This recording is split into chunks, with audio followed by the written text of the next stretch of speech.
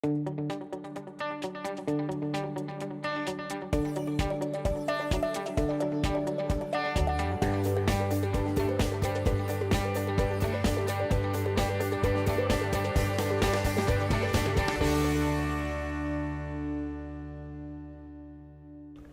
would you like to leap this social media hurdle, all this confusion out there, so that you could better serve your clients and attract a steady stream of pre-qualified, pre-endorsed, affluent clients?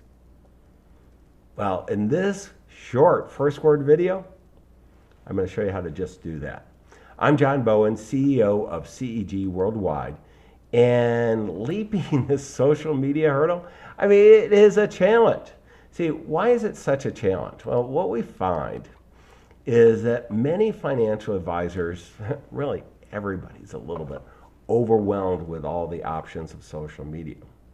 And we think of this as just one more thing we have to learn in this overwhelming, I mean, we're already full up to here on what we need to do, and social media just seems a lot. And then when we combine that with, geez, are our clients really there? Well, let's take the first step. Your clients are there.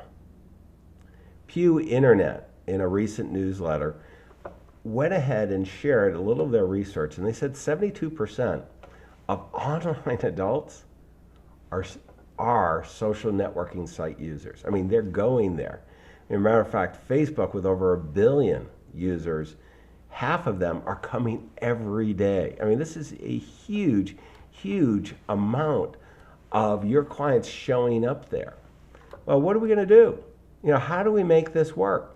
Well, let me share a little bit of research of what we're seeing financial advisors do today in our best practices.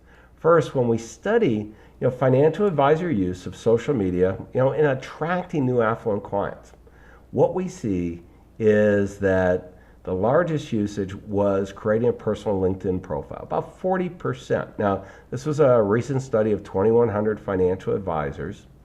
Also a LinkedIn page, and this is for the company, 30. A Facebook page for the practice, 9% or just short of 10, and Twitter, 6.4.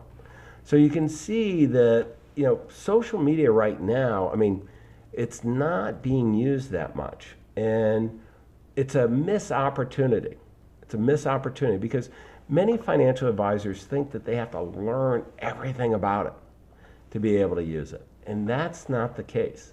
It's truly not the case. Matter of fact, when we take a little step further in attitudes about social media before I go to solutions. Now, this is again for financial advisors, same group, not using social media. We ask why they're not using this, and compliance is a big issue, 81.7. And this is oftentimes it's not compliance putting the roadblocks up, but the combination of learning the social media and learning all about compliance, how it comes together in this fast changing world, just put it to the side. Compliance is an issue in the sense that if we're using social media, this is marketing, so it has to meet your pre-approved compliance standards and so on. But I got to tell you that most of the compliance people we're working with are stepping up, and they are getting to understand the regulatory bodies are starting to provide a little bit of guidance. So we have a real opportunity here. So don't let compliance hold you back, the compliance issues. Not sure how to use social media effectively, 77.5. Well, this is a big one, and it's a real one. And what we want to do is not try to bite off all social media at once. I mean, there are hundreds of different, actually many hundreds of different social media sites that we can use. You don't need to know all, and I'm going to zero it down for most of you to one. Now, we also believe that prospective clients are not on social media. I mean, 40%. I showed you that's not the case. And then not having time to learn, I was a little surprised how low that was, because I thought, geez, that would be the big issue. But what we're finding is a missed opportunity. Now, if we're going to go ahead and use social media, we got to get on the phone and call the compliance officers, okay? Or look to however you get your compliance information to find out what the rules are for your firm, for your practice. Okay, understand those. Build a relationship with the client. the compliance officer, because they're there to serve you in this complex area. But if we want to attract a steady stream of pre-qualified, pre-endorsed affluent clients, we need their help. Now, do we need to learn all? No. My favorite is LinkedIn. The reason is this is a professional, it's not really a social network, but a professional network. And it's very easy to get started here.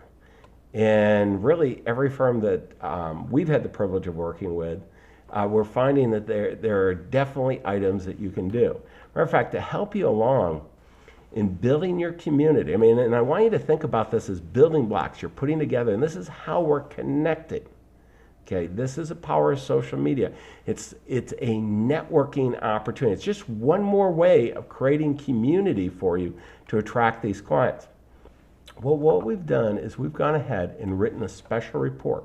You can go to the link below and download this special report, Attract the Affluent. It's all about generating a steady stream of ideal clients using 7 simple strategies. And guess what? One of them is social media. And the example we give you in this report, a template of how you can use LinkedIn to really accelerate your success. See, what the challenge we all have is sometimes we get overwhelmed. And by bringing it down to that 80% effectiveness, and the most effective for most of our financial advisors we have the privilege of coaching is LinkedIn. Getting good just at one area, you can leap the social media hurdle and attract that steady stream of pre-qualified, pre-endorsed clients. These future clients, they're counting on you.